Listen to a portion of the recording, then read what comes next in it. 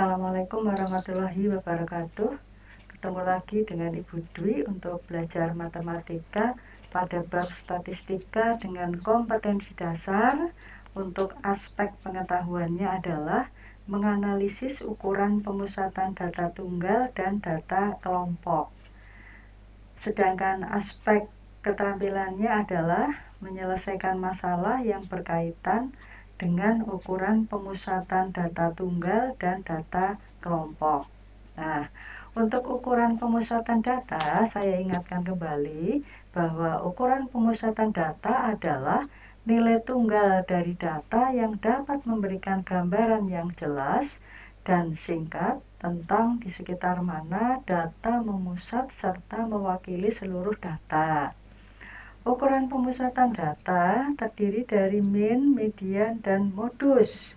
Nah, untuk min dan median sudah kita pelajari bersama.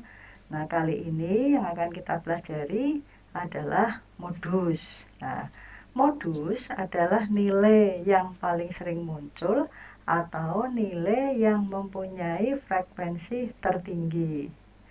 Dalam suatu penyebaran data, modus dapat muncul lebih dari satu atau dapat tidak muncul. Nah, untuk modus data tunggal, modus dari data tunggal adalah data yang paling sering muncul atau data dengan frekuensi tertinggi. Nah, sekarang kita lihat untuk contoh modus dari data tunggal. Tentukan modus dari data-data berikut. Yang nomor 1, datanya mulai dari 8, 11, 7, 9, 10, 10, 11, 12, 7, 10, 9. Nah, untuk penyelesaiannya, agar kita mendapatkan kemudahan menentukan data mana yang paling sering muncul, sebaiknya kita urutkan. Ya, diurutkan dari yang kecil hingga yang terbesar. Dari yang terkecil, 7 muncul 2 kali, 8 sekali, 9-nya ada 2 kali, 10-nya ada 3 kali, 11-nya ada 2 kali, 12-nya hanya sekali. Ternyata yang paling sering muncul adalah nilai data 10 atau datum 10. Paling sering muncul yaitu sebanyak 3 kali. Jadi modusnya adalah 10. Kemudian untuk contoh yang kedua, datanya 25, 24, 27, 26, 27, 24, 24, 28, 25, 24, 26, 27, 27. Nah, sekarang kita urutkan lagi supaya mudah menentukan nilai data mana yang paling sering muncul. Kita urutkan dari yang kecil. 24 ada 4 kali muncul, 25 2 kali, 26 2 kali, 27 4 kali, 28 sekali. Ada 2 datum atau nilai data yang paling sering muncul, yaitu 24 dan 27. Yang kemunculannya itu di sini ada 4 kali, yang ini juga 4 kali. Jadi modusnya adalah 24 dan 27. Demikian untuk contoh data yang tunggal. Kemudian kita lanjutkan untuk contoh yang ketiga, yaitu nilai datanya 3, 8, 6, 2, 4, 1, 9, 7, 5. Nah, kita urutkan seperti yang tadi, dari yang kecil hingga yang besar. Ya, ternyata semua data atau nilai data hanya muncul 1 kali. Nah, jadi data tersebut tidak mempunyai modus. Nah, kemudian untuk modus dari data yang berkelompok. Modus data berkelompok dapat ditentukan menggunakan rumus berikut. Modus sama dengan TB. TB itu tepi bawah kelas modus. Kelas modus itu ada di kelas dengan frekuensi paling tinggi. Ditambah D1. D1 itu menyatakan selisih frekuensi kelas modus dengan kelas sebelumnya. dibagi D1. D1-nya tadi sudah disampaikan, ditambah dengan D2. Nah, D2-nya di sini adalah selisih frekuensi kelas modus dengan kelas sesudahnya. Kemudian P dikali P-nya adalah panjang interval kelas. Ya. Untuk memudahkan membedakan, kalau D1 berarti di sini sebelumnya, kalau D2 berarti sesudahnya. Kita lihat contoh, tentukan modus dari data nilai ulangan matematika yang disajikan dalam tabel berikut. Nah, ini datanya. Kolom pertama nilai, kolom kedua frekuensi. Nilainya dari 41 sampai 50 untuk kelas interval yang pertama. Ini kelas interval yang kedua, 51 sampai 60. Kelas interval yang ketiga, 61 sampai 70. Kelas interval yang keempat, 71 sampai 80. Kelas interval yang kelima, 81 sampai 90.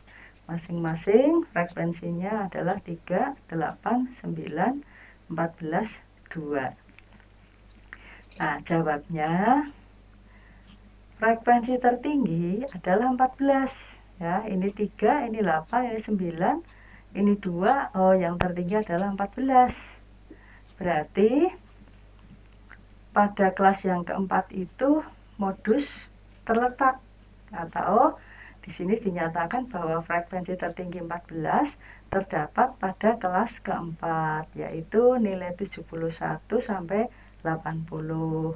Ya, jadi kelas modusnya adalah 71 sampai 80. Nah, ini kelas keempat. Ini kelas pertama, kedua, ketiga, keempat. Ya. Dengan demikian, maka TB itu tadi menyatakan tepi bawah kelas modus. Kelas modusnya 71 sampai 80. Berarti TB-nya 71 dikurangi 0,5 sama dengan 70,5. Kemudian D1-nya adalah selisih frekuensi kelas modus dengan kelas sebelumnya. Nah, kelas modusnya tadi frekuensinya 14.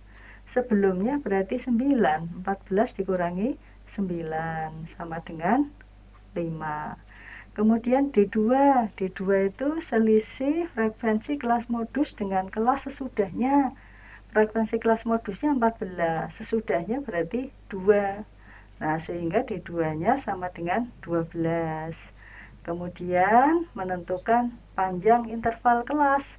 Kayak ini, untuk mudahnya 51 dikurangi 41 atau 60 dikurangi 50 atau dengan cara lain, ya. Sehingga modus dari data tersebut adalah sebagai berikut. Ini rumus yang digunakan. Modus sama dengan TB ditambah D1 dibagi D1 plus D2 dikali P. Kemudian nilai TB, D1, D2, P kita ganti masing-masing dengan nilai yang sudah kita temukan tadi. TB diganti di 70,5, D1-nya 5 ini ya. D1 5, D2-nya 12, nilai P-nya 10. Kemudian kita sederhanakan ya. Ini tetap sama, ini 5 dibagi 17 ya dikali 10. Ini menghitungnya boleh 5 dibagi 17 baru dikalikan 10 boleh, atau dikalikan dulu 5 dengan 10 baru dibagi 17 ya, seperti yang tertulis di sini. Hasil bagi dari 50 dengan 17 adalah 2,94.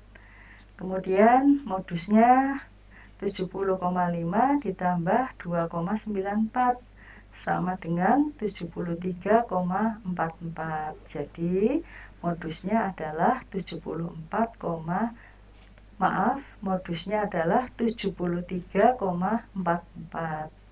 Demikian untuk menentukan modus dari data tunggal dan data kelompok Mudah-mudahan kalian bisa memahami, dapat mengikuti dengan mudah. Selamat belajar, semoga sukses. Wassalamualaikum warahmatullahi wabarakatuh.